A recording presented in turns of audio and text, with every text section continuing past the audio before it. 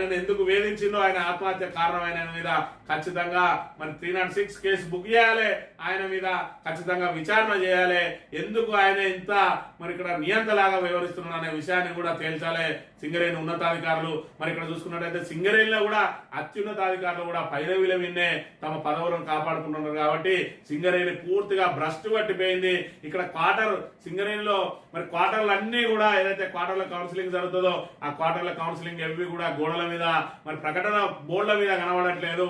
వాటిని మాయం చేసి వాళ్ళకి నచ్చిన వాళ్ళకి ఇచ్చుకుంటా ఉన్నారు. ఒక్కో క్వార్టర్కు 1,50,000 నుంచి 2,00,000 రూపాయలు మరి ఇక్కడ లంచం తీసుకొని క్వార్టర్లు కేటాయిస్తా ఉన్నారు అని అంటే సింగరేణి సంస్థ ఏ విధంగా భ్రష్టు పట్టిపోయింది. మరి ఇక్కడ పోరాటాలకు నిలయమైనటువంటి ఏఐటీసీ ఇక్కడ 2 కాళ్ళు మూసుకొని ఉన్నది.